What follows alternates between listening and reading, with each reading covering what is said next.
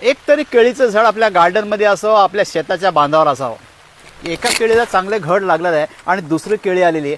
आजूबाजूची केळी मी काढतोय याचं कारण एकच आहे, ही केळी चांगल्या प्रकारे माजली पाहिजे. परंतु दुसऱ्या केळ्याच्या पानांचा उपयोग करायचा काय?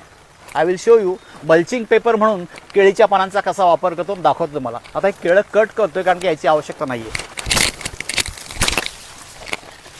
ही जी पानं आहेत ना, ही सगळी पानं आता मल्चिंग पेपर म्हणून आम्ही वापरणार आहोत. तुम्हाला दाखवतो मी. आणि याचा फायदा, पावसाळ्यामध्ये कितीही प्रयत्न केले तरी झाडाच्या बुंदाशी अनवॉन्टेड गवत जे असतं ते येत असतं आणि हे गवत काढायला भरपूर लेबर कॉस्ट लागते किंवा plastic paper as a mulching technique म्हणून वापरतात. मी सजेस्ट करेन प्लास्टिक पेपरच्या ऐवजी ही केळ्याची पानं वापरायची. या केळ्याची पानं असं लावल्यामुळं हे अनवॉन्टेड जे गवत आहे ना, अनवॉन्टेड गवत झाडाच्या बुंदाशी येणार नाही. पण मुख्य महत्त्वाचा फायदा काय होणार माहिती आहे?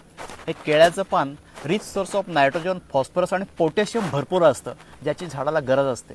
हेच केळ्याचं पान सुकलं का डिकम्पोज होणार, मातीमध्ये मिसळणार, आपल्याला ऑर्गॅनिक फर्टिलायझर मिळणार.